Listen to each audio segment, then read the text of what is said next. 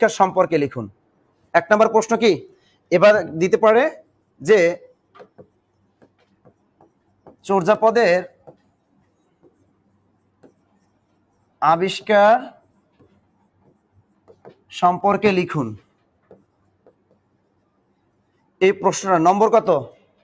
3। এই প্রশ্নটার নম্বর 3 কিন্তু এই 3 অক্ষে 3 এই প্রশ্নটা আপনি লিখলে আপনি যদি সুন্দর মতো গুছিয়ে লিখতে পারেন 3 দিবে, কোনো বানান ভুল না যায় যদি। তা আপনি এটা কিভাবে লিখবেন? আপনি লিখবেন এটা যে চর্যাপদের প্রথম অস্তিত্বের কথা কে বলেছিলেন? আপনি লিখবেন চর্যাপদের অস্তিত্বের কথা প্রথম বলেছিলেন ডক্টর রাজেন্দ্রলাল মিত্র 1882 সালে সংস্কৃত বুদ্ধিস্ট লিটারেচার ইন নেপাল গ্রন্থে। এভাবে বাক্যটা প্রথমে শুরু করতে হয়। এরপর তিনি এই পুঁথিগুলো উদ্ধার করার চেষ্টা করেন, কিন্তু তিনি মারা যান। পরবর্তীতে ঢাকা বিশ্ববিদ্যালয়ের প্রতিষ্ঠাকালীন বাংলা বিভাগের বিভাগীয় প্রধান ডক্টর হরপ্রসাদ শাস্ত্রী উইলিয়াম বেন্ডেলের সহায়তায় 3 বার নেপাল ভ্রমণ করেন। কতবার? 3 বার নেপাল ভ্রমণ করেন। 1897, 1898 এবং 1907।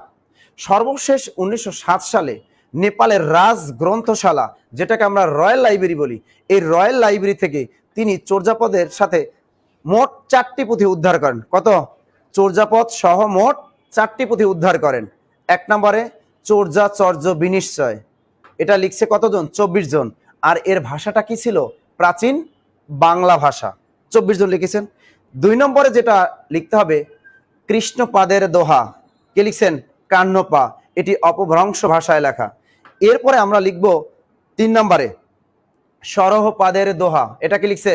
সরহপা, এটাও কিন্তু অপভ্রংশ ভাষায় লেখা। এবং সর্বশেষ যেটা, এটা হলো ডাকার নব, এটাকে লিখছেন? কান্নপা, এটাও কিন্তু অপভ্রংশ ভাষায় লেখা। তো এই 4টি পুঁথি, এই তালপাতার পুঁথি কিন্তু এগুলো, এই 4টি পুঁথি তিনি একত্রিত করে 1915 সালে, খেয়াল রাখেন কত সাল? 1915 সালে কলকাতার এশিয়াটিক সোসাইটি থেকে প্রথম প্রকাশ করেন। 4টি পুঁথি একত্রে প্রকাশ করে দিলেন। এর পরের বছর তিনি কি করলেন? ওই চর্যাচর্য বিনিশ্চয় নামটা পরিবর্তন করে কি রাখলেন? চর্যাপদ। তিনি কি করলেন? এটা সম্পাদনা করেন সুন্দরভাবে।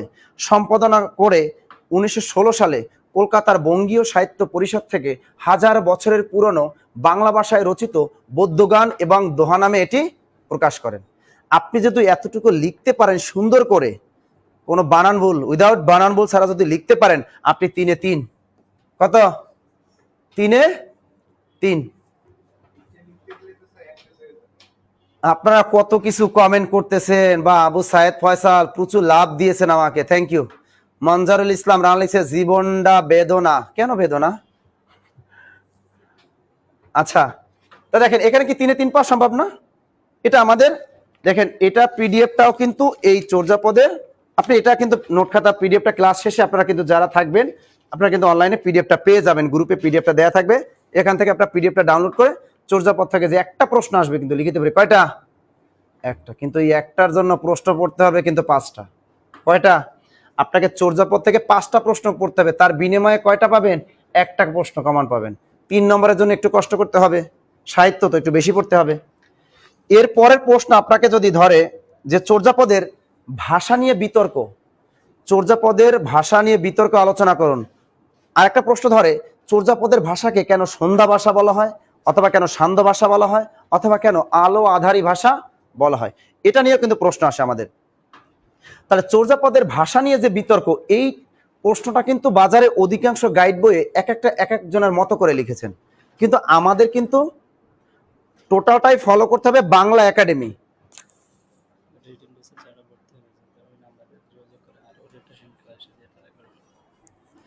ঠিক আছে, তা আমরা কি লিখলাম? যদি বলে যে চর্যাপদের ভাষা নিয়ে বিতর্ক আলোচনা করুন, আপনি যেটা গুছিয়ে লিখতে পারেন 3-এ 3, গুছিয়ে লিখতে পারলে কত?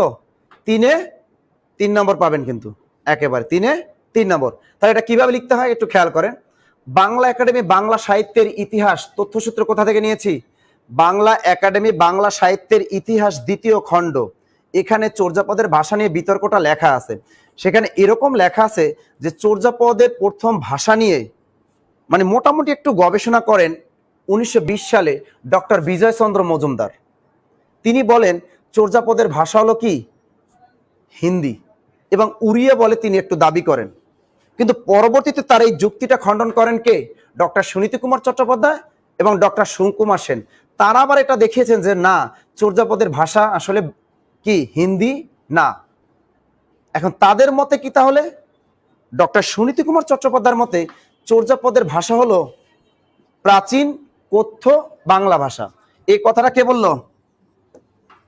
প্রাচীন কথ্য বাংলা। এই কথা ডক্টর সুনীতি কুমারের মতে। তা ডক্টর সুনীতি কুমারের মতে চর্যাপদের ভাষা কি প্রাচীন কথ্য বাংলা ভাষা। এই কথাটা তিনি 1926 সালে তার বিখ্যাত ওডিবিএল বিখ্যাত ওডিবিএল গ্রন্থে তিনি বলেছেন যে চর্যাপদের ভাষা হলো কি প্রাচীন কথ্য বাংলা ভাষা। অর্থাৎ প্রাচীনকালে মানুষ তখন যে আঞ্চলিক ভাষা বা মুখের ভাষায় কথা বলতো, ওই ভাষাটাই রচিত হয়েছিল কি চর্যাপদ। এরপর চর্যাপদের যিনি আবিষ্কার, ঢাকা বিশ্ববিদ্যালয় বাংলা বিভাগের প্রতিষ্ঠাকালীন প্রধান ডক্টর হরপ্রসাদ শাস্ত্রী, ইনি কিন্তু প্রাথমিক জীবনে কলকাতা বিশ্ববিদ্যালয় বাংলা বিভাগের অধ্যাপক ছিলেন।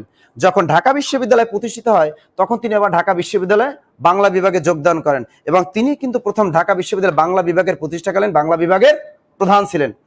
তিনি বলেন যে যখন তিনি চর্যাপদটা উদ্ধার করলেন নেপালের রয়্যাল লাইব্রেরি থেকে, তখন তিনি বলেছিলেন যে চর্যাপদের ভাষাটা কি আলো আধারী ভাষা, সন্ধ্যা ভাষা, অথবা সান্ধ্য ভাষা, অথবা আলো আধারী ভাষা।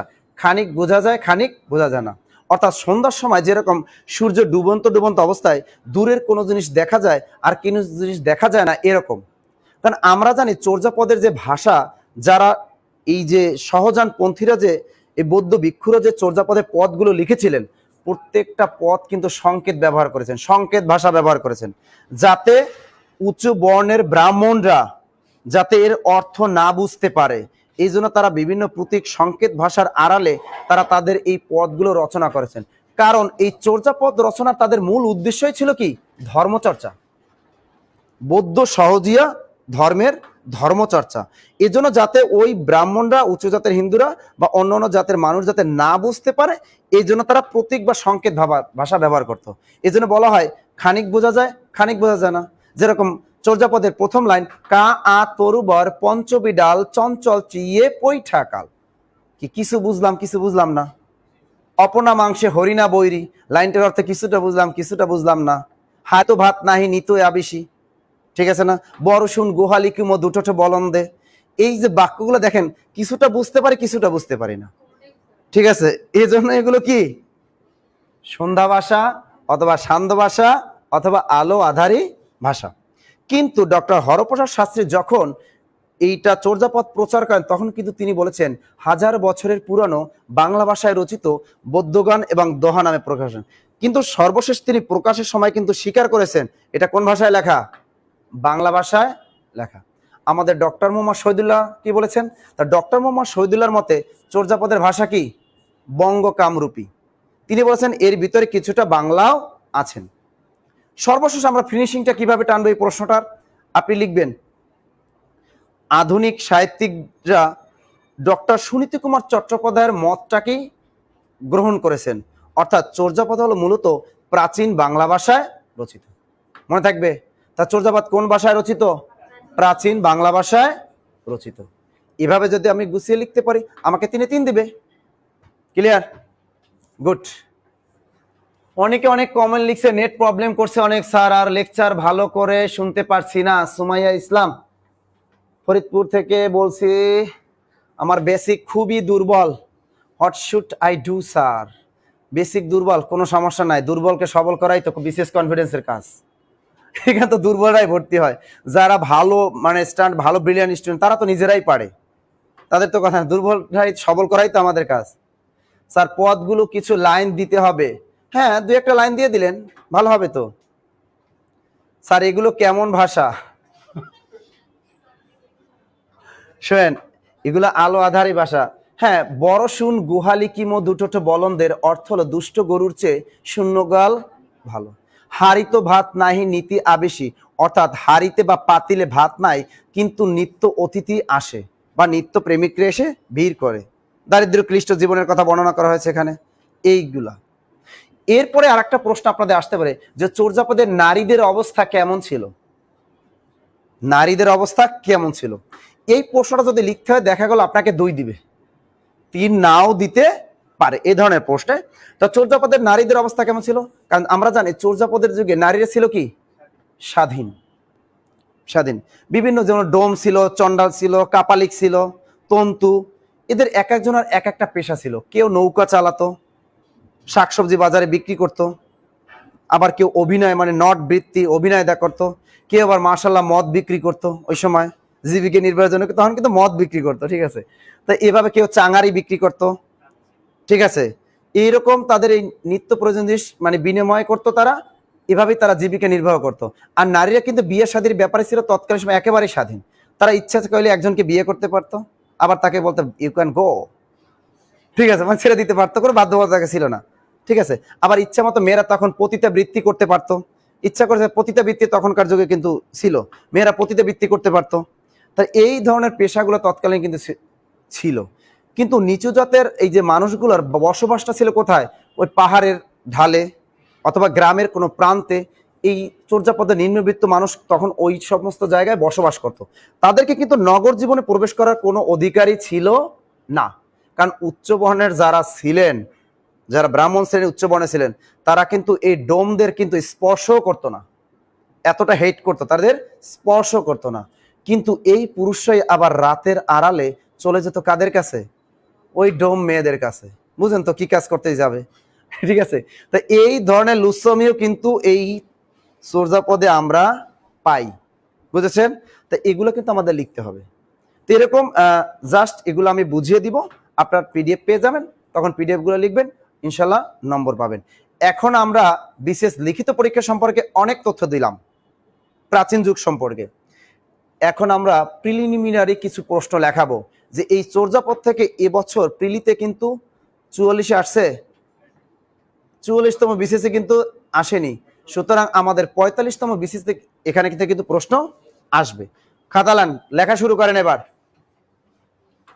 জসিমউদ্দিন স্যার, আপনার ক্লাসগুলো নিয়মিত কিভাবে পাবো? বিসিএস কনফিডেন্সে পাবেন। আর যারা বিসিএস কনফিডেন্সে ভর্তির ব্যাপারে অনেক কথাই লিখেছেন যে এখানে আমরা লিখিত ব্যাচে এবং প্রিলির ব্যাচে কিভাবে ভর্তি হব, আপনারা দেখেন ফর অ্যাডমিশন এখানে কিন্তু লেখা আছে, কিন্তু এই যে শেষে 15 নম্বর আছে, 14 আছে, 500 আছে, এই নম্বরগুলোতে আপনারা কল করতে পারেন, এখনই কল করতে পারবেন। কল করলে আপনাকে কিন্তু তারা জবাব দিয়ে দিবে যে কোনটা কোর্স ফি কত বলে দিবে। আর আগামীকাল একটা দেখেন ওরিয়েন্টেশন ক্লাস আছে, পূর্ণাঙ্গ লিখিত ব্যাচের সিলেবাস পর্যালোচনা হবে, নির্দেশনা, লিখিত সিলেবাস সম্পন্ন করার কৌশল, ব্যক্তিগত রুটিন প্রস্তুত পদ্ধতি, বিশেষ কনফারেন্সের ক্লাসের এক্সাম এবং কোর্স পরিকল্পনা এবং লিখিত পরীক্ষার সফলতার মূল মন্ত্র, এই বিষয়গুলো নিয়ে আগামীকাল দুপুর 12টায় ক্লাস হবে। আমাদের সম্মানিত মোহাম্মদ জিয়াউল ইসলাম স্যার এই ক্লাসটি পরিচালনা করবেন, দিক নির্দেশনার কথা বলবেন, এবং আমাদের খালিদ স্যার কিন্তু সাথে থাকবেন। ওকে, তাই এখন সবাই খাতা না শুরু করেন। স্যার পিডিএফ কখন দিবেন? দিব দিব দিব, একটু ওয়েট করেন, খেয়াল করেন। এখনই পিডিএফ পেতে চান? হ্যাঁ, দেখবেন গুলিস্তানে যাবেন, কিছু ক্যাম্পাসার আছে না, দেখছেন তো? তাই ক্যাম্পাসার করে কি, ওই মানে কয় দেখাবো দেখাবো, ছবি দেখায় না, বা একটা দিবে দিবে দেয় না, ওই মানুষ বসাই রাখে। আবার দেখবেন ও শেষে দেয়, কিন্তু ওদের ওষুধ বিক্রি করবে তারপর দেয়। কিন্তু আবার হুজুর যারা আছেন আমাদের, যারা ওয়াজ নসিহত করেন, দেখবেন তারা কিন্তু একটা গল্প শুরু করে শেষ করে না, একটু দিয়ে তার অন্যদিকে যায়, কিন্তু মানে দর্শক কিন্তু বসাই রাখে, বসাই রেখে ওই গল্পটা টেনে নিয়ে যায়, রাত 2টা 3টা পর্যন্ত টেনে নিয়ে যায়, সবার শেষে কিন্তু ই করে। কিন্তু মানুষ কি করে, চারপা বৈশাই থাকে, বসে না। যদি তার মনে করেন প্রকৃতির ডাকে সাড়া দিতে হবে, তারপরেও যায় না, যে হুজুরে এটা কি না কি বলে, কি না কি বলে, উঠে না। কিন্তু মানুষ কিন্তু শুনে, তাই এত টেনশন করেন, আগে আমি বলি কিছু শুনেন, কিছু লেখেন, তারপর পাবেন, তাই না? আচ্ছা লেখেন, 3 মার্কের প্রশ্নের উত্তর কতটুকু লিখতে হবে? নুসরাত আমার জাহান লিখেছেন 3 মার্কের প্রশ্নের। আমি আগেই বলেছি প্রশ্নের ধরন বুঝে আপনাকে লিখতে হবে, কতটুকু লিখবেন, প্রশ্নে যা চেয়েছেন তাই। আমি বললাম যে যদি বলে যে বঙ্কিমচন্দ্র চট্টোপাধ্যায় 3টে উপন্যাসের নাম লিখুন, আপনি তো এক শব্দের ভিতরে লিখতে পারেন, আপনি এতটুকু লিখলেই তো হয়ে গেল, 3-এ 3। আর যদি বলে চর্যাপদের সামাজিক প্রেক্ষাপট বর্ণনা করুন, চর্যাপদের ধর্মমত নিয়ে আলোচনা করুন, এই সমস্ত ক্ষেত্রে আপনি পিএসসির যে একটা পৃষ্ঠা থাকবে এরকম, এই একটা পৃষ্ঠার অর্ধেক পরিমাণে লিখবেন। কতটুকু? অর্ধেক পরিমাণে লিখবেন, অর্থাৎ মূল কথা লিখবেন। আপনি চাইলেও এখানে অনেক বড় লিখতে পারবেন না, সময় তো পাবেন না, 10টা প্রশ্ন লিখতে হবে আপনাকে, এত সময় কই। আচ্ছা, এবারে আমাদের চলে যাই লিখিত ব্যাজের নিয়ে। কারো কোনো প্রশ্ন আছে? হ্যাঁ, সীমা মামু বলছেন স্যার এটা প্রশ্নের উপর নির্ভর করে। গুড, কারণ সীমা মামু এর আগে একটা লিখিত পরীক্ষা দিয়েছেন, বিসিএস অভিজ্ঞতা আছে। তাহলে সমস্যা নেই স্যার, আজকে আপনার ক্লাস করছি। Thank you. আল মামুন কক্সবাজার, তারেক রিপন আছেন আমাদের সাথে, সুমাইয়া ইসলাম আছেন। ওকে, সবাই শেয়ার করে দিবেন। এখন আমরা ক্লাসটা করব কি নিয়ে? চর্যাপদ। তাহলে বাংলা সাহিত্যের যুগ বিভাগ লেখেন। বাংলা সাহিত্যের যুগ বিভাগ কয়টি? বাংলা সাহিত্যের যুগ বিভাগ কয়টি? তিনটি। বাংলা সাহিত্যের যুগ বিভাগ হলো তিনটি। আচ্ছা, যদি লিখিত পরীক্ষা ধরে যে বাংলা সাহিত্যের যুগ বিভাগ নিয়ে আলোচনা করুন, দিতে পারে না? দিতে পারে তো, দিতেই পারে। আচ্ছা, বাংলা সাহিত্যের যুগ বিভাগ তিনটি। কি কি? প্রাচীন যুগ, আরেকটি মধ্যযুগ, আরেকটি কি আধুনিক যুগ। আধুনিক যুগ এটা মোটামুটি আমরা সবাই জানি। এটা কত? 650 থেকে 1200। এটাও আমরা জানি 1201 থেকে 1800।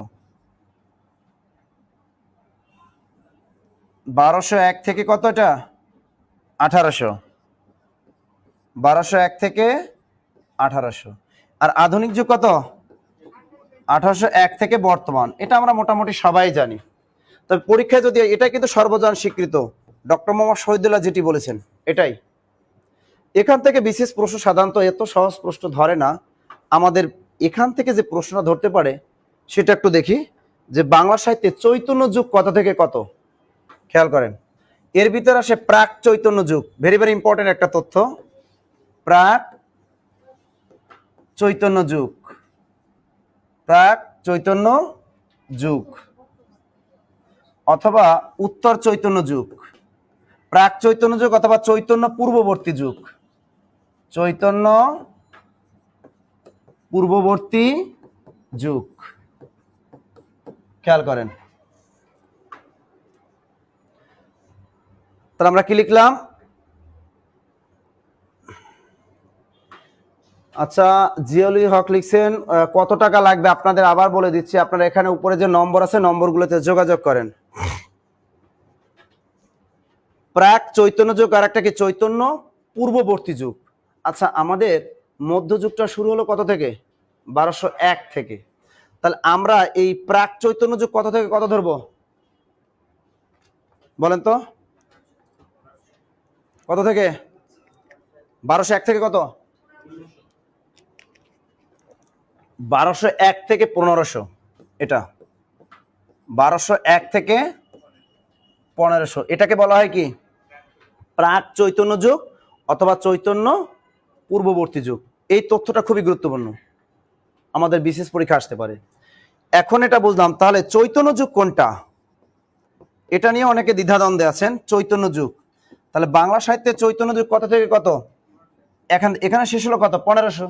তাহলে এটা শুরু হবে কত? 1501 থেকে কত? 1600। এটাই কিন্তু গ্রহণযোগ্য। কিন্তু ডক্টর গোপাল হালদার একজন তথ্য দিয়েছেন, তিনি বলেছেন 1500 থেকে কত? 1700। তা দুইটা তথ্য পেলাম। প্রিলিতে আমরা কোনটা দিব?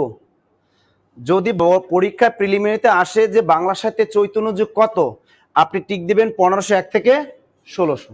যদি অপশনে এটা না থাকে তখন ডক্টর গোপাল হালদারের এই তথ্যটা দিবেন 1500 থেকে 1700। যদি পরীক্ষায় দুইটা তথ্যই থাকে 1500 থেকে 1700 এবং 1501 থেকে 1600, তখন আপনি টিক দিবেন কোনটা? 1501 থেকে 1600। বুঝতে পারছেন সবাই? হ্যাঁ, আপনি লিখে দিবেন ডক্টর গোপাল হালদারের মতে 1500 থেকে 1700। কিন্তু আধুনিক সাহিত্যিকদের মতে সবাই তো আমরা জানি যে চৈতন্য যুগ বাংলা সাহিত্যে 1501 থেকে 1600। এভাবে লিখে দিবেন, উল্লেখ করে দিবেন যে ডক্টর গোপাল হালদারের মতে 1500 থেকে 1700। কিন্তু ওটা তো আমাদের গ্রহণযোগ্য না। একজন তো বলতেই পারে, সমস্যা তো আর নাই। আচ্ছা, এখন আমরা শিখব চৈতন্য পরবর্তী যুগ অথবা উত্তর চৈতন্য যুগ। ভেরি ভেরি ইম্পর্টেন্ট তথ্য। তাহলে চৈতন্য পরবর্তী যুগ, চৈতন্য পরবর্তী যুগ অথবা উত্তর চৈতন্য যুগ, এটা কত থেকে কত ধরবো আমরা? শেষ হলো কত? 1600। তখন শুরু করবো কত? 1601। 1601 থেকে কত? 1800। 1601 থেকে 1800। এই তিনটা পয়েন্ট নিয়ে আপনাদের অনেক দ্বিধাদ্বন্দ্ব থাকে, বাজারে বিভিন্ন গাইড বইয়ে এক একটা তথ্য দেয়া থাকে। আমি তথ্যটা ক্লিয়ার করে দিলাম, দ্রুত লেখেন। তাহলে চৈতন্য পরবর্তী যুগ অথবা উত্তর চৈতন্য যুগ কত? 1601 থেকে 1800। এতটুকু বুঝতে পারলেন? ওকে, এটা ক্লিয়ার। এই যে চৈতন্য দেব, আমরা জানি বাংলা সাহিত্যে এক পংক্তি না লিখেও বাংলা সাহিত্যে যার নামে একটা যুগের সৃষ্টি হয়েছে সেই ব্যক্তিকে শ্রী চৈতন্য দেব। এই শ্রী চৈতন্য দেবের ভক্ত ছিল 6 জন, যারা স্বর ঘোষামী নামে পরিচিত। এই ভক্ত 6 জন কি করছেন? এই চৈতন্য দেবের জীবনী ভিত্তিক জীবনী সাহিত্য রচনা করেছেন, যেগুলোকে আমরা জানি কর্চা নামে পরিচিত। কর্চা নামে পরিচিত, অর্থাৎ চৈতন্যদেবের জীবনী ভিত্তিক যে সাহিত্যটা রচিত হয়েছিল, এগুলো বাংলা সাহিত্যে মধ্যযুগে ব্যাপক প্রভাব বিস্তার করেছিল।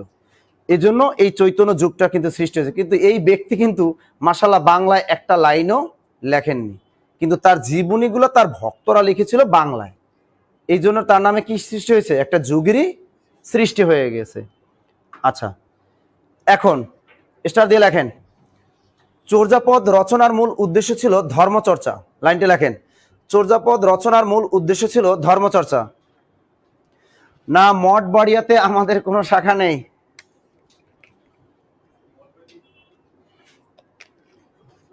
মঠবাড়িয়া হলো পিরোজপুর জেলার বিখ্যাত একটি থানা। আচ্ছা, কি লিখবেন? চর্যাপদ রচনার মূল উদ্দেশ্য ছিল কি? ধর্মচর্চা, বৌদ্ধ সহজিয়া ধর্মের। বৌদ্ধ সহজিয়া ধর্মের। বৌদ্ধ সহজিয়া ধর্মে লিখেছেন সবাই? দ্রুত লেখেন, বৌদ্ধ সহজিয়া ধর্মের। লিখেছি আমরা। এরপরে আমরা লিখব, একটা প্রশ্ন আসে, চর্যাপদ মূলত কিসের সংকলন?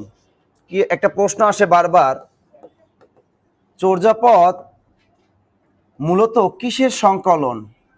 মূলত কিসের সংকলন? একটা প্রশ্ন। স্টার দিয়ে লেখেন, চর্যাপদ মূলত এক প্রকার গান বা কবিতার সংকলন। লেখেন, চর্যাপদ মূলত এক প্রকার গান বা কবিতার সংকলন। এটা লেখেন, দ্রুত লেখেন। চর্যাপদ মূলত এক প্রকার গান বা কবিতার সংকলন। আপনারা ধৈর্য সহকারে আর আধা ঘন্টা বসে থাকবেন। কত ঘন্টা? ইনশাল্লাহ আধা ঘন্টার ভিতরে চর্যাপদের মূল জিনিসটা আপনাদেরকে বুঝিয়ে দিব, তাহলে পড়তে সুবিধা হবে। এখান থেকে বিগত সালের কিন্তু এর আগের যে আমরা 41তম বিসিএস দিয়েছিলাম, সরি 43তম বিসিএস, সেখানে কিন্তু চর্যাপদ থেকে 2টি প্রশ্ন এসেছিল। অতএব এই অংশটা বাদ দেওয়া যাবে না। একটু ধৈর্য সহকারে আধা ঘন্টা বসেন, ইনশাল্লাহ আধা ঘন্টার ভিতরে আপনাদের ক্লাস শেষ করে দিব। আচ্ছা, তা চর্যাপদ মূলত কিসের সংকলন? গান বা কবিতার সংকলন। দেখেন, প্রশ্নকর্তার এখানে কিন্তু একটু ফাঁদ পাতে। ক নাম্বার দিয়ে দিবে কি? পদাবলী। খ নাম্বার দিল কবিতা। গ নাম্বার দিল পাঁচালী। পাঁচালী। এরপরে ঘ নাম্বার দিয়ে দিবে গান। কোথায় টিক দিবেন বলেন তো?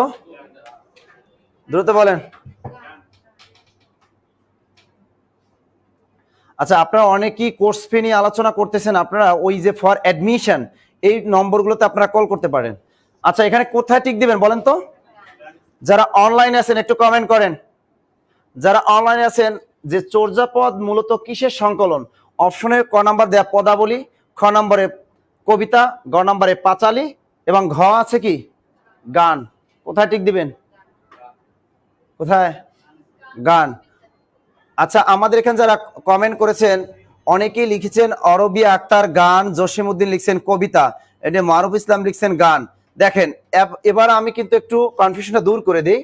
আপনারা গানও লিখছেন, কবিতাও লিখছেন, এই ধরনের কাজ করা যাবে না। আমি যখন প্রশ্নটা লিখেছি যে চর্যাপদ মূলত এক প্রকার গান বা কবিতার সংকলন, আমাকে প্রাধান্য দিতে হবে আগে কাকে? গান। আপনি আগেই খোঁজা শুরু করবেন এর ভিতরে গান আছে কিনা। গান আছে, গান আছে, গান আছে, আছে, আপনি গানে টিক দিয়ে চলে আসবেন। কিন্তু আপনি যদি কবিতায় টিক দেন তাহলে ধরা কট, তাহলে কিন্তু কি কট। আপনি মনে করেন একটা গিফট কিনছেন ঈদে, দুইটা গিফট কিনছেন, আর বউ আছে শালিও আছে, ভালো শাড়ি ভালো গিফটে কারে দিবেন? কথা কন না কেন? বোর মানে শালির জন্য কিনছেন, বোর জন্য গিফট কিনছেন, শাড়ি কিন্তু দুইটাই কিনছেন। এর ভিতর সবচেয়ে যেটা ভালো একটু দাম বেশি, এটা কারে দিবেন, শালি না বউ? ঠিক, আপনি শালিরে দিবেন। এই কি কয়, এর উদ্দেশ্য খারাপ, এর উদ্দেশ্য খারাপ। শালি কেন, আপনাকে বুকেই তো দিতে হবে, তাই না? তো দানা তো দিতে হবে বই। হ্যাঁ হ্যাঁ, তাহলে আপনাদের কিন্তু বহুকে প্রাধান্য দিতে হবে। তাহলে আমরা কিন্তু ঠিক, কিন্তু আমি কিন্তু আগে বলছি চর্যাপদ মূলত এক প্রকার গান বা কবিতা, তার ঠিক দেবো কোথায়? গানে। এখন যদি কোনো পরীক্ষা আমরা দেখি অপশনে কি এই গান নাই, গান নাই, আছে পদাবলী, কবিতা, পাঁচালী, ঠিক আছে, অথবা অন্য একটা দিয়ে দিল গল্প, দিয়ে দিবে কি গল্প। আচ্ছা, এখন আমরা টিক দেবো কোথায়? দেখছেন আমাদের ছেলে যারা আছেন তারা শালিরে দিবে, সব গিফট শালি পাইয়ে যাইব, দেখছেন? ও এখন বলে পরে আর দিবে না। তার চর্যাপদ মূলত কিসের সংকলন? এখন কিন্তু অপশনে কিন্তু কি নাই, আমাদের গান তো নাই, তখন টিক মারবো কোথায়? কবিতায় দিয়ে আসবো। ওকে, এই প্রশ্নটা আরেক ভাবে ফাঁদ পাততে পারে, দেখেন এটা অন্যভাবে আবার একটু ফাঁদ পাততে পারে। কিভাবে ফাঁদ পাততে পারে দেখেন, খেয়াল করেন। এখানে যদি আইবিএ কিছু চাকরি পরীক্ষা প্রশ্ন করে, ওরা কিন্তু অপশন মানে 5টা। আইবিএ যে প্রশ্ন করে ঢাকা ইউনিভার্সিটির, অপশন রাখে কয়টা? 5টা অপশন দেয়। তো এখানে ক নাম্বারে পদাবলী, এখানে গল্পটা বাদ দিই, এখানে দিয়ে রাখি গান, এরপরে ও নাম্বার দিয়ে রাখে, এখানে দেয়া থাকে এটা কি খ প্লাস ঘ। এরকমও কিন্তু প্রশ্নে ফাঁদ পাতে। এই ধরনের প্রশ্ন একটু খেয়াল রাখতে হবে আমাদের। এখানে বললো কি চর্যাপদ মূলত কিসের সংকলন? অপশনে পদাবলীও আছে ক নাম্বারে, খ নাম্বারে কবিতা আছে, গ নাম্বারে পাঁচালী পালা আছে, এবং ঘ নাম্বারে গান আছে, এবং ও নাম্বার আছে খ প্লাস গ। তখন আপনি কি কোথা টিক দেবেন বলেন তো? পদাবলী এবং পাঁচালীটা ক্লিয়ার করুন। আচ্ছা খেয়াল করেন, ক্লিয়ার করতেছি, দেখেন চর্যাপদ মূলত কিসের সংকলন? মধ্যযুগে কিন্তু পাঁচালী পালাও সৃষ্টি হয়েছিল, পদ বা পদাবলী হয়েছিল। আমরা জানি পদ বা পদাবলী বলতে বোঝায় পদ্মাকারে রচিত দেবস্থিতিমূলক রচনা। তা কিন্তু আমরা তো জানি চর্যাপদ কিসের সংকলন? গান বা কবিতা, দুইটাই। আপনি পড়ে যান প্রথমে পদাবলী, কবিতা, পাঁচালী, গান। আমরা ঠিক দেবো এবার কোথায়? আমরা জানি কবিতাও আছে, গানও আছে, সুতরাং খ প্লাস গ এ টিক দিয়ে চলে আসবো। ও কি কনফিউশন ক্লিয়ার এবার? ওকে, নেক্সট চর্যাপদ দেখেন। এখন একটা প্রশ্ন আসে যেটা নিয়ে আমরা সমস্যায় ভুগি, যে বাংলা সাহিত্যের আদি কবি কে, অথবা চর্যাপদের আদি কবি কে? কনফিউশনটা দূর করে দিই। যদি পরীক্ষা আসে চর্যাপদের আদি কবি কে, অথবা বাংলা সাহিত্যের আদি কবি বা প্রথম কবি কে, উত্তরটা দিয়ে আসবেন লুইপা। কি দিবেন? যদি 4টা অপশনের ভিতরে লুইপা না থাকে তখন দিবেন সবরপা। কারণ ডক্টর মোহাম্মদ শহীদুল্লাহর মতে চর্যাপদের আদি কবি অথবা বাংলা সাহিত্যের আদি কবি বা প্রথম কবিকে সবরপা। মনে থাকবে? যদি মনে না থাকে লিখে রাখতে পারেন, বাংলা সাহিত্যের আদি কবি বা প্রাচীন কবি অথবা চর্যাপদের আদি কবি বা প্রাচীন কবি কে? লুইপা। লোকটার নাম কি? লুইপা। লিখেছেন? এবার লেখেন ডক্টর মোহাম্মদ শহীদুল্লাহর মতে চর্যাপদের আদি কবি বা প্রাচীন কবি অথবা বাংলা সাহিত্যের আদি কবি বা প্রাচীন কবিকে সবরপা। এবার লিখবেন সবরপা। লিখেছেন? সবরপা। মনে থাকবে?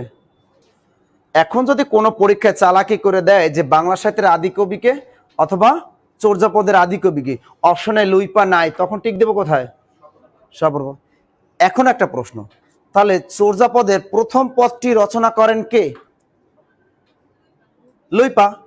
এই চর্যাপদের প্রথম পদটি রচনা করেন কে? লুইপা।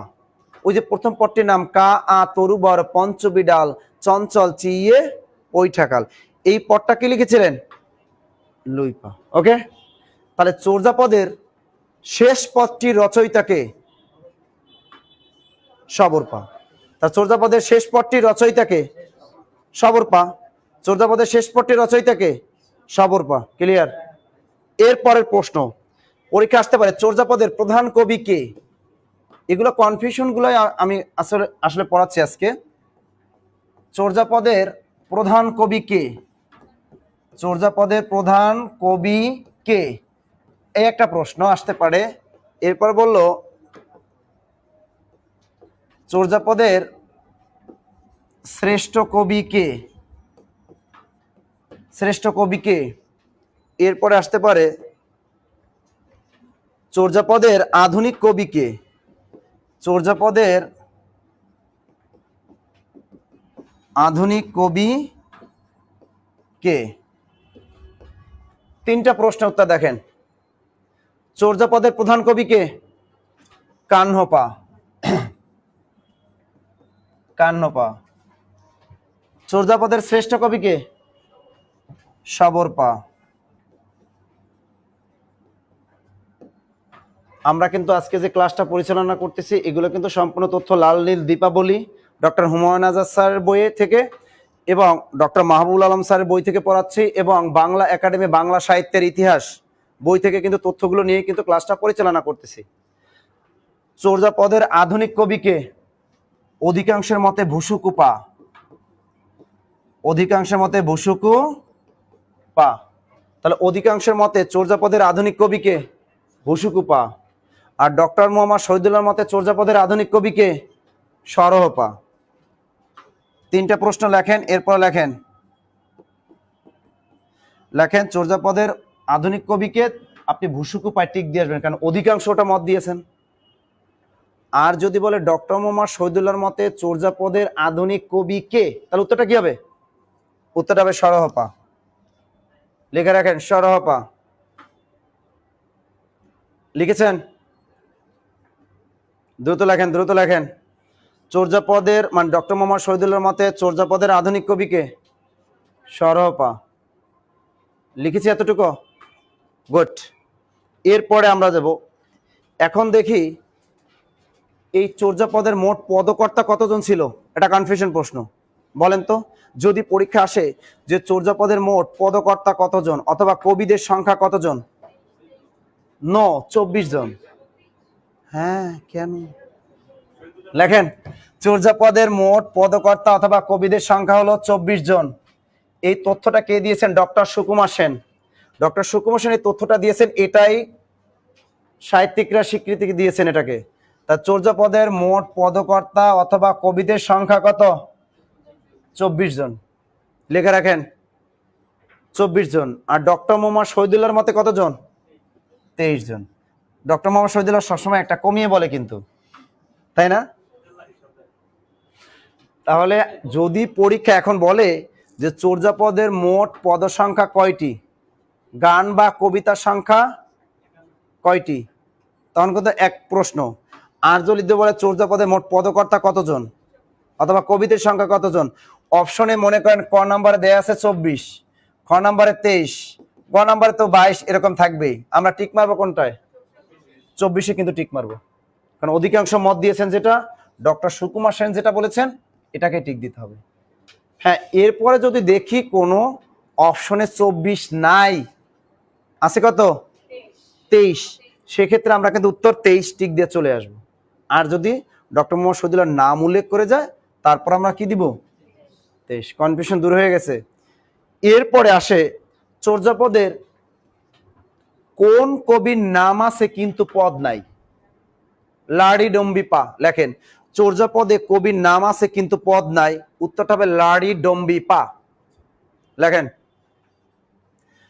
রহমাতুল্লাহ লিখছেন সুকুমার সেনের মতে চর্যাপদে মোট কবি 24 জন, ডক্টর শহীদুল্লাহর মতে 23 জন। Good, thank you. সুন্দর মতো লিখছে। আমাদের শফিকুল ইসলামও বলেছেন 24 জন। অরবি আক্তার আছেন আমাদের সাথে, জান্নাত তানিয়া জান্নাত আছেন, অনেক আছেন। কোনটা?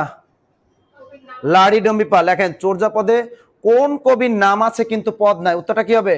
লাড়ি ডম্বিপা। লাড়ি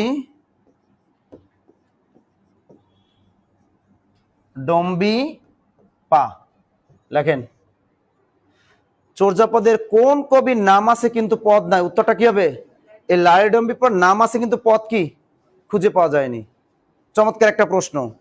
এরপরে একটা প্রশ্ন আসে যে চর্যাপদের একমাত্র নারী পদকর্তাকে, অর্থাৎ 24 জন যে রাইটার ছিলেন তার ভিতরে একজন ছিলেন কি নারী ছিলেন, নাম কি? কুক্কুরিপা। আমরা সবাই জানি, সহজ প্রশ্ন তাই না? কুক্কুরিপা নামটা অনেক কিউট, শুনতেও কিউট, কুক্কুরিপা। তাই চর্যাপদের একমাত্র নারী পদকর্তাকে কুক্কুরিপা। লিখেছেন কুক্কুরি, এ কিন্তু লেডিস, বুঝছেন? আচ্ছা, এর 24 জনের মধ্যে একজন শুধু লেডিস ছিলেন। আচ্ছা, এরপরে আসে চর্যাপদের কোন কবি নিজেকে বাঙালি বলে পরিচয় দিয়েছিলেন? এটা সহজ প্রশ্ন। কে? ভুসুকুপা। নামটাও কিন্তু কিউট, ভুসুকুপা। তাহলে চর্যাপদের কোন কবি নিজেকে বাঙালি বলে পরিচয় দিয়েছেন? ভুসুকুপা। লেখেন ভুসুকুপা। আপনারা অনেকেই অনেক উত্তরগুলো দিতে পারতেছেন, থ্যাংক ইউ। যারা পা মানে কবি, গুড, পা মানে কবি, ঠিকই আছে। আচ্ছা, তাহলে কি বললাম প্রশ্নটা? চর্যাপদের কোন কবি নিজেকে বাঙালি বলে পরিচয় দিয়েছেন?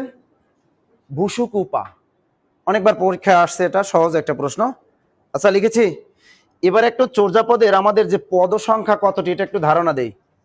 চর্যাপদের মোট পদ সংখ্যা অথবা গান বা কবিতার সংখ্যা কতটি বলতে পারেন? 51টি। মনে থাকে যেন 51টি।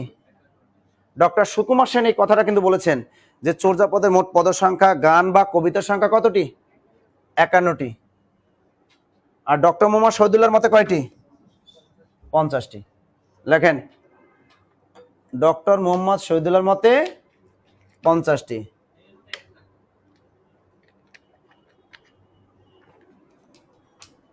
পরীক্ষায় অপশনে 50ও থাকবে 51 থাকবে, টিক দিব কোনটায়? 51। যদি 51 না থাকে 50। ক্লিয়ার? আর যদি নাম উল্লেখ করে দেয় ডক্টর সুকুমার সেনের মতে কত? 51টি। শহীদুল্লাহর মতে কত? 50টি। লিখেছেন? এর মধ্যে খুঁজে পাওয়া গেছে 46.5টি। লেখেন রহমাতুল্লাহ কিন্তু অনেক সুন্দরভাবে লিখে দিচ্ছেন। যারা আপনারা লিখতে কষ্ট হচ্ছে তারা আপনার ওই যে মোহাম্মদ রহমাতুল্লাহ কিন্তু লিখে দিচ্ছে কমেন্টে, ওখান থেকে লিখতে পারেন। আর বাঙালি বানানটা কিন্তু রস্বইকার হবে। তাহলে চর্যাপদের মোট এর ভিতরে খুঁজে পাওয়া গেছে কয়টি? 46.5টি। লেখেন এর মধ্যে খুঁজে পাওয়া গেছে 46.5টি। তাই পরীক্ষা যদি আসে চর্যাপদের মোট কতগুলো পূর্ণাঙ্গ পদ খুঁজে পাওয়া গেছে? 46টি। পূর্ণাঙ্গ কয়টি? যদি বলে পূর্ণাঙ্গ পদ তাহলে হবে 46টি। আর যদি বলে যে চর্যাপদের মোট কতগুলো পদ খুঁজে পাওয়া গেছে, উত্তর হবে কয়টি? 46.5। ওকে। এরপরে খেয়াল করেন কোন পদটি খণ্ডিত আকারে পাওয়া গেছিল? 23 নং পদটি। তাই এর মধ্যে খণ্ডিত আকারে আমরা জানি চর্যাপদের অধিকাংশ গান বা কবিতা ছিল কয় লাইন বিশিষ্ট? 10 লাইন বিশিষ্ট। এর ভিতরে 6 লাইন খুঁজে পাওয়া গেছে। 10 লাইনের ভিতরে কত লাইন? 6 লাইন খুঁজে পাওয়া গেছে। এটা কার? ভুসুকু পা। তা চর্যাপদে খণ্ডিত আকারে পাওয়া গেছে 23 নং পদটি। কত নং? 23 নং পদটি খণ্ডিত আকারে পাওয়া গেছে। এই 23 নং পদটি লিখছে কেন? ভুসুকু পা। এটা আসতে পারে। এবং এর ভিতরে আবার দেখেন 24, 25 এবং 48 নং পদ কি খুঁজে পাওয়া যায়নি? 24, 25 এবং 48 নং পদ খুঁজে পাওয়া যায়নি। তাহলে 24, 25 এবং 48 নং পদ কি খুঁজে পাওয়া যায়নি। তা আমরা এটা প্রথম ওয়ার্ডগুলো নিয়ে একটা টেকনিক বানাতে পারি। কাতকু, কা দিয়ে আমরা মনে রাখতে পারি কি? কান্নপা। এই কান্নপা কত পদ লিখছে? 24। ত দিয়ে মনে রাখতে পারি তন্ত্রীপা অথবা তান্ত্রিপা। কতগুলো পদ? 24, 25। কুকুরিপা কতগুলো? কুতে কুকুরিপা এ লিখছেন 48। তাহলে 24, 25 এবং 48 নং পদ কি খুঁজে পাওয়া যায়নি। কেমনে মনে রাখবো? প্রথম ওয়ার্ড কান্নপাতে কা, কা। তন্ত্রিপা দিয়ে মনে রাখবো ত, আর কষকে কু, কুকুরিপা। তাহলে 24, 25 এবং 48 নং পদ খুঁজে পাওয়া যায়নি। কনফিউশন দূর হয়ে গেল?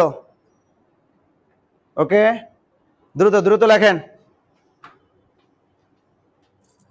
আচ্ছা, এরপরে লেখেন, এটা লেখা শেষ? তাড়াতাড়ি লেখেন, তাড়াতাড়ি।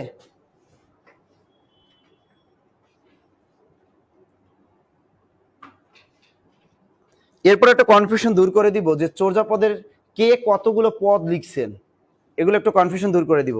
তাহলে লেখেন, চর্যাপদের সর্বাধিক পদকর্তা রচয়িতা কে? আমরা মোটামুটি সবাই জানি, নাম কি? কাহ্নপা। কতগুলো পদ লিখেছেন? 13টি। তাহলে চর্যাপদের সর্বাধিক পদকর্তা রচয়িতা কে? কাহ্নপা। ব্র্যাকেটে লিখে রাখেন 13টি। চর্যাপদের সর্বাধিক পদকর্তা রচয়িতা কে? কাহ্নপা। কতটি লিখছেন? 13টি। এবার লেখেন, চর্যাপদের দ্বিতীয় সর্বোচ্চ পদকর্তা রচয়িতা কে? ভূসুকুপা। প্রাথমিক সহকারী শিক্ষক নিয়োগ পরীক্ষা একবার এসেছিল এই প্রশ্নটা কিন্তু। ভূসুকুপা কতটি লিখেছেন? 8টি। তাহলে চর্যাপদের দ্বিতীয় সর্বোচ্চ পদকর্তা রচয়িতা কে? ভূসুকুপা। এবার লেখেন, চর্যাপদের তৃতীয় সর্বোচ্চ পদকর্তা রচয়িতা কে? বলতে পারেন? সরহপা। কতগুলো লিখছেন? 4টি। চর্যাপদের তৃতীয় সর্বোচ্চ পদকর্তা রচয়িতা কে? সরহপা। 4টি পদ লিখেছেন। এরপরে প্রশ্ন, চর্যাপদের চতুর্থ সর্বোচ্চ পদকর্তা রচয়িতা কে? কুক্কুরিপা। কুক্কুরিপা কয়টি? 3টি। তা চর্যাপদের চতুর্থ সর্বোচ্চ পদকর্তা রচয়িতা হলেন কুক্কুরিপা। কয়টি? 3টি। এবার লেখেন, চর্যাপদের পঞ্চম সর্বোচ্চ পদকর্তা রচয়িতা। পঞ্চম, 3জন ব্যক্তি। পঞ্চম টেকনিকটা মনে রাখবেন, শশালু। এই শশালু কয়টা লিখছেন? 3টি। 3টি না, সরি 2টি। শশালু কয়টা লিখছেন? 2টি। স্যার শশালু কি? স দিয়ে কি? সবরপা। 7 দিয়ে কি মনে রাখবেন? শান্তিপা। লু দিয়া কি? লুইপা। তাহলে এটা আমি টেকনিকটা লিখেছি শশালু। তাহলে চর্যাপদের আবার বুঝিয়ে দিচ্ছি, চর্যাপদের সবচেয়ে বেশি পদ লিখছেন কাহ্নপা 13টি, দ্বিতীয় সর্বোচ্চ পদকর্তা ভূসুকুপা 8টি, তৃতীয় সর্বোচ্চ পদকর্তা সরহপা 4টি, চতুর্থ সর্বোচ্চ পদকর্তা রচয়িতা কুক্কুরিপা 3টি এবং পঞ্চম সর্বোচ্চ পদকর্তা রচয়িতা হলেন শশালু 2টি। স দিয়ে মনে রাখবেন সবরপা। সবরপাও লিখছে কয়টা? 2টা। সা দিয়ে মনে রাখবেন শান্তিপা। কয়টা? 2টা। এবং লু দিয়ে মনে রাখবেন লুইপা। কয়টা? 2টা। ওকে।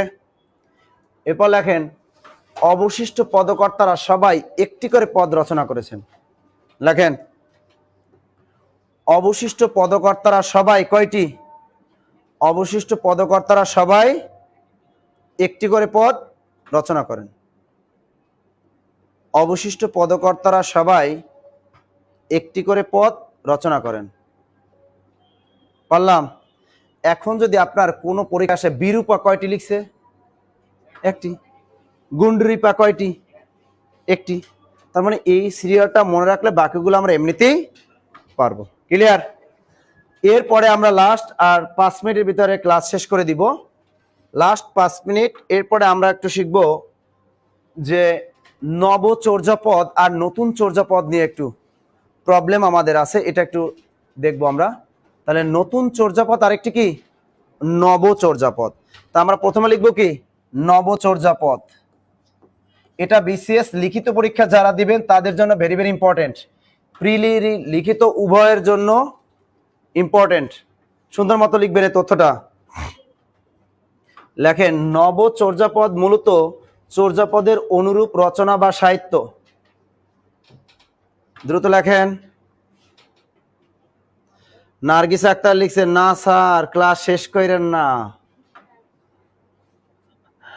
দেখছেন আমাদের রহমতুল্লাহ কত সুন্দরভাবে ব্যাখ্যা সহ লিখে দিয়ে, দেখছেন স্যার আউটস্ট্যান্ডিং ক্লাস। এই নবচর্যাপদ লেখেন, নবচর্যাপদ হলো চর্যাপদের অনুরূপ রচনা বা সাহিত্য। নবচর্যাপদ হলো চর্যাপদের অনুরূপ রচনা বা সাহিত্য।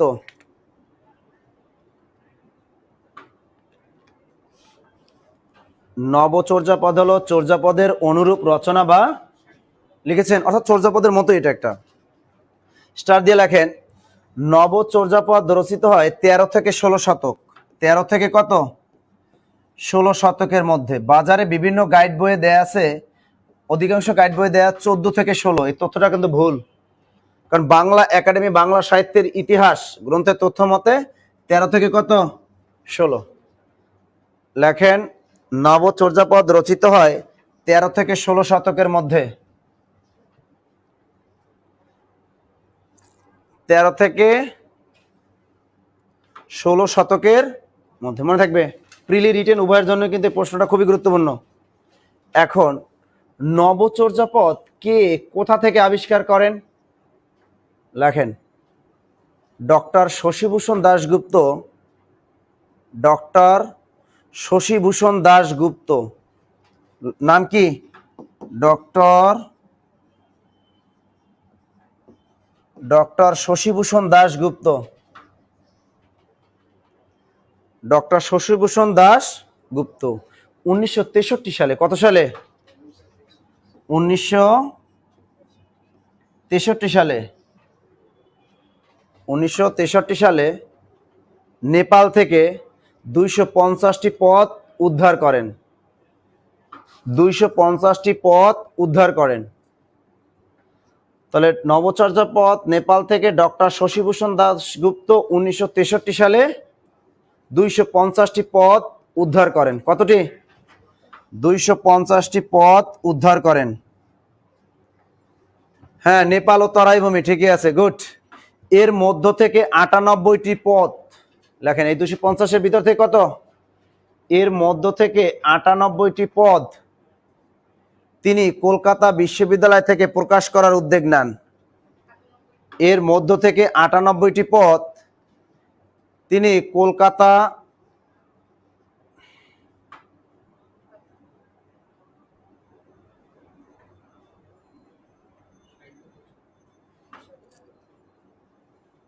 লেখেন এখানে কি লিখলাম? ডক্টর শশী, আমি কি বলেছি আবার দেখেন, প্রশ্নটা হচ্ছিল এভাবে যে ডক্টর শশীভূষণ দাশগুপ্ত নবচর্যাপদ নেপাল ও তরাই ভূমি থেকে উদ্ধার করেন 1963 সালে 250টি পদ। এর মধ্য থেকে 98টি পদ তিনি কলকাতা বিশ্ববিদ্যালয় থেকে প্রকাশ করার উদ্যোগ নেন, কিন্তু তিনি মারা যান। লেখেন এর মধ্য থেকে 98টি পদ তিনি কলকাতা বিশ্ববিদ্যালয় থেকে প্রকাশ করার উদ্যোগ নেন, কিন্তু তিনি মারা যান। লিখেছেন কিন্তু তিনি কি?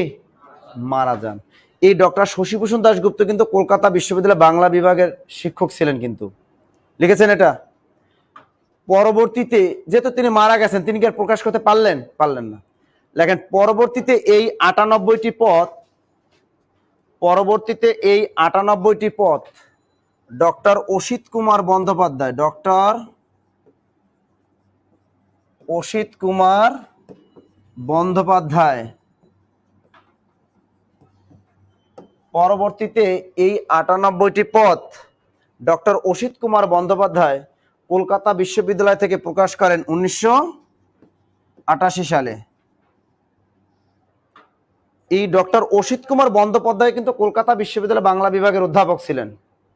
তাহলে পরবর্তীতে এই 98টি পদ, কতগুলো পদ? এই 98টি পদ তিনি কলকাতা বিশ্ববিদ্যালয় থেকে প্রকাশ করেন কত সালে? 1988 সালে। তাহলে দেখেন নবচর্যাপদ আবিষ্কার করলো কে? ডক্টর শশীভূষণ দাশগুপ্ত, কিন্তু প্রকাশ করলো কে? ডক্টর অসিত কুমার বন্দ্যোপাধ্যায়। মনে থাকে জানো? তরাই ভূমি, নেপাল এবং তরাই ভূমি।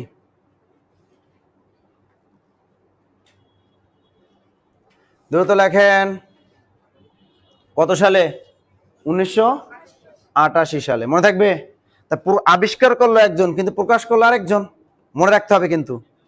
স্টার দিয়ে লেখেন নবচর্যাপদের মোট পদ সংখ্যা হলো 413টি। নবচর্যাপদের মোট পদ সংখ্যা কয়টি? 413টি। আগে শেষ করতে দাও, তারপর না নতুন চর্যাপদ। এরকম করলে হয়?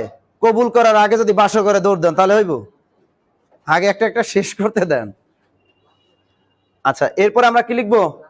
তাহলে এই যতটুকু বললাম প্রিলির জন্য এনাফ, এবং লিখিত পরীক্ষায় 3 নম্বরের জন্য যদি আসে যে নবচর্যাপদ কি অথবা নবচর্যাপদ সম্পর্কে আলোচনা করুন, এটা গুছিয়ে লিখলি হয়ে গেল 3 এ 3। এরপর লেখেন নতুন চর্যাপদ, লাস্ট টপিক নতুন চর্যাপদ। আপনারা অনেকক্ষণ ধরে অনলাইনে বসে আছেন।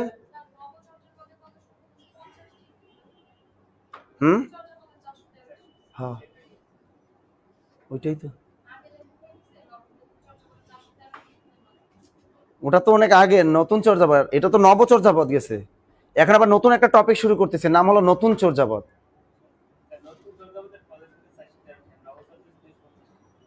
ও না, ওটা ভুল লিখছি তাইলে, ওই তথ্যটা ভুল হয়েছে তাহলে। ওটা 413টা নবচর্যাপদের না, ওটা কিন্তু নতুন চর্যাপদের। নতুন 413টা কিন্তু নতুন চর্যাপদের। পদের সংখ্যা কয়টি? ও তথ্যটা ওখানে ভুলে গেছে, কারণ ওখানে তো আমরা 98টি পদ পাইছি। কয়টা? 98টি। নবচর্যাপদে তো 98টি পেয়েছি, প্রকাশ পেয়েছে 98টা, কিন্তু নতুন চর্যাপদের পদ সংখ্যা কয়টি? 413টি। আচ্ছা, এখানে লেখেন নতুন চর্যাপদ হলো বিভিন্ন বজ্রযানী দেবদেবীর আরাধনার গীত। লেখেন নতুন চর্যাপদ হলো বিভিন্ন বজ্রযানী দেবদেবীর আরাধনার গীত। লেখেন নতুন চর্যাপদ হলো, মুস্তাক আহমেদ লিখছে নবচর্যাপদ আর নতুন চর্যাপদের মধ্যে পার্থক্য কি? আগে এটা দুইটা পড়াই, তারপর বুঝে যাবেন। লেখেন নতুন চর্যাপদ হলো বিভিন্ন বজ্রযানী দেবদেবীর আরাধনার গীত। বজ্রযানী দেবদেবীর আরাধনার গীত, দ্রুত লেখেন। আর একজন লিখছে মিলাদের আগে মিষ্টি। হ, এরকম আছে কিন্তু অনেকে। হুজুর তাড়াতাড়ি করেন না, কারণ অনুষ্ঠান শেষ করেন না, কারণ কোন সময় তবরক দিবেন, আছে না? হ্যাঁ হ্যাঁ, কে? আরাধনার গীত। তাহলে নতুন চর্যাপদ হলো বিভিন্ন বজ্রযানী দেবদেবীর আরাধনার গীত, অর্থাৎ ওই সময় বিভিন্ন দেবদেবীর মুখের আকৃতি কেমন ছিল, তাদের চলার ভঙ্গিমা কেমন ছিল, বসার ভঙ্গিমা কেমন ছিল, এই সমস্ত মুখের গঠন আকার আকৃতি নিয়ে যেটা সাহিত্য রচনা করা হতো সেটাকে বলা হতো কি? নতুন চর্যাপদ নাম দেওয়া হয়েছে। তাই আমাদের ঢাকা বিশ্ববিদ্যালয় বাংলা বিভাগের অধ্যাপক ডক্টর সৈয়দ মোহাম্মদ শাহেদ, ইনি কি করলেন 2008 সালে নেপাল ভ্রমণ করলেন, এবং এই নেপাল থেকে তিনি কি করলেন? এই 413টি পদ উদ্ধার করলেন।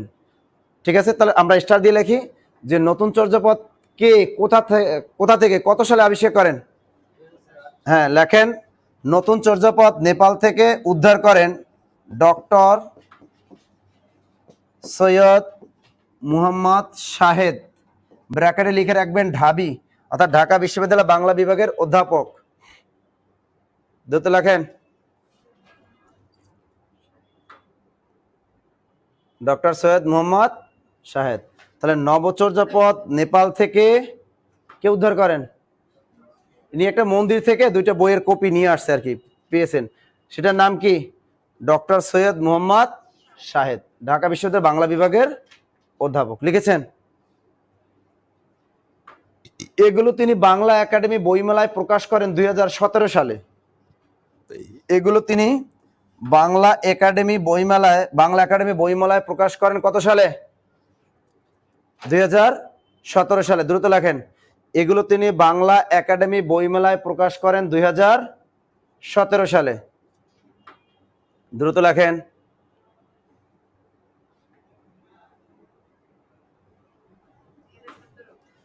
লিখেছেন। আমাদের জন্য আরেকটা পেয়ারা নিয়ে আসলেন। আরো তো একজন উদ্ধার করবে আরো কিছু, কারণ এগুলো কিন্তু নতুন চর্যাপদ কিন্তু এখনো লিখতেছে।